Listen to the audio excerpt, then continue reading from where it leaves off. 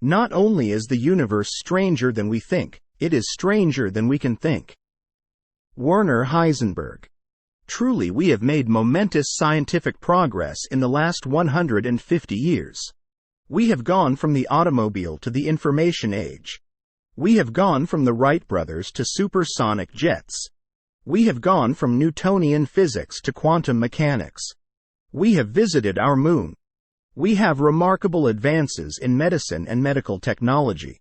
This is to say that materialist, physicalist science has an impressive sequence of accomplishments.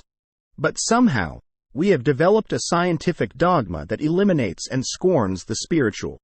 In spite of that, there is a growing trend to reincorporate spirituality into our day-to-day lives.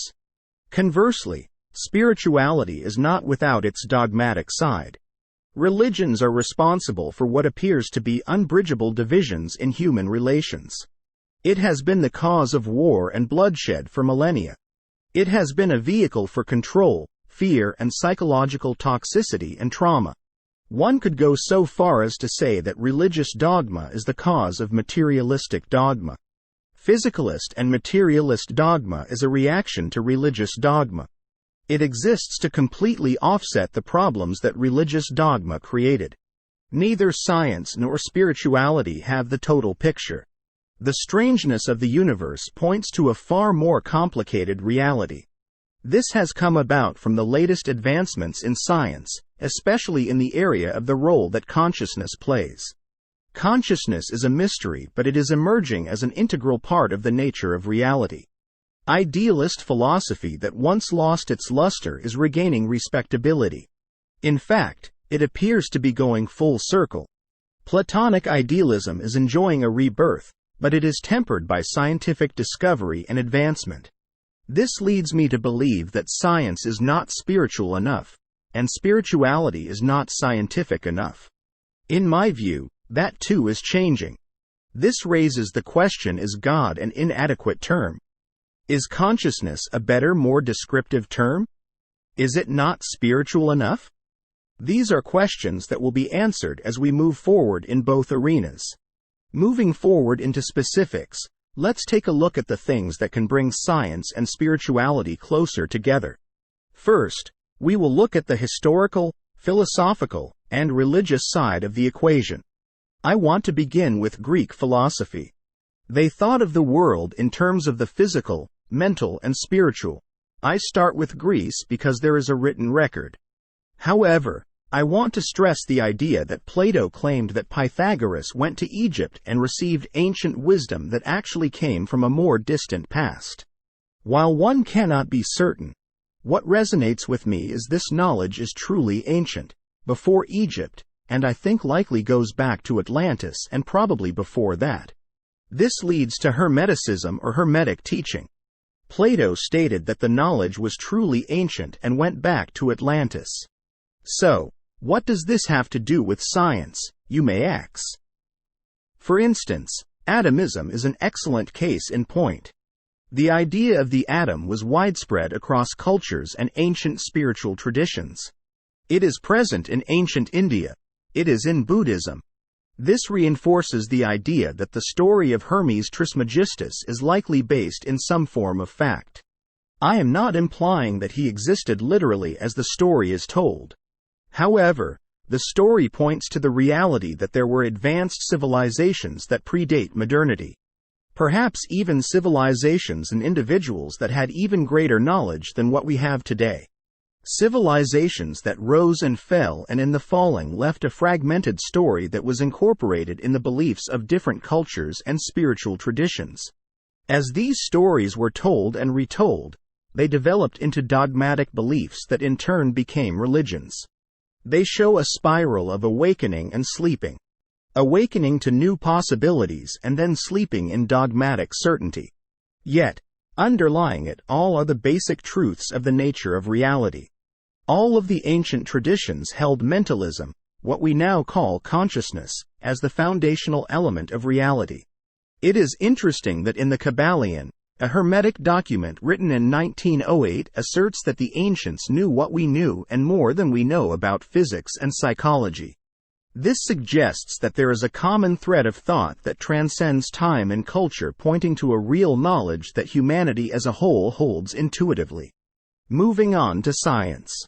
We, especially in the Western world, were thrust into what has been called the Dark Ages by a controlling dogmatic religion. The burning of the Alexandrian library alone speaks to the idea that we have gone in cycles of awakening and sleeping. However, the Renaissance led to an entirely new awakening and ushered in the Age of Reason, and in turn brought to fruition the age of scientific materialism. In many ways, it was a reaction to the controlling religious dogma of the Dark Ages. Newtonian physics described the world as material. Yet Sir Isaac Newton was deeply interested in Hermeticism and the Corpus Hermeticum. Ironically, Newtonian physics led the way to a materialist, physicalist view of reality. Out of this, a new dogma arose. It was the dogmatic view that only things that were material were important and worthy of examination. Spirituality was disparaged. I believe it was not least because of a reaction to religious dogma. In this, you can see the Hermetic principle of rhythm. As one looks throughout history, one can see the pendulum effect. The Kabbalion states that as far as the pendulum swings to the left, it then swings back to the right. Scientifically, we are now entering the return swing of the pendulum.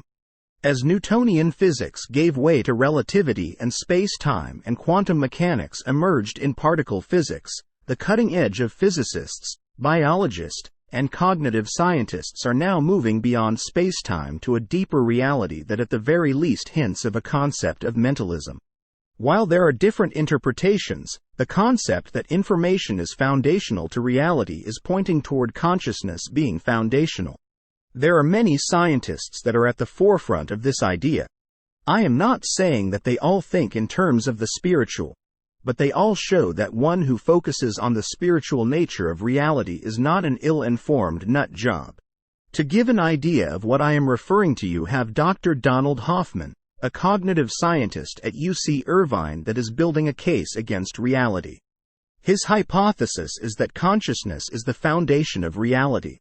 He is springboarding off the work of physicist Nima Arkani-Hamed, who has found physical realities beyond space-time. With the winners of the 2022 Nobel Prize in Physics, quantum entanglement is a proven fact, and the universe is not locally real. Information moves instantaneously, which is well beyond the speed of light. String theory, while not yet proven in a laboratory, postulates that at the basic unit of the atom are strings of vibrating resonance that determines physicality. This can be similar to the vibration of thought. To close this video, I find it interesting that so many of the intellectual giants of the last 125 years have believed that consciousness or spirituality was foundational. To name a few, are Carl Jung, Werner Heisenberg, Niels Bohr, Bertrand Russell, William James. All of the transcendentalists come to mind. If the pendulum is indeed swinging back to spirituality gaining a renewed importance, it is not a bad thing. It makes me wonder what the dogma that develops from this swing will do to humanity. I am optimistic. I see human history on an upward spiral, and while there have always been setbacks, the trend is to continue toward higher heights. If you find this informative, please like, subscribe, share, and comment. Thanks for watching.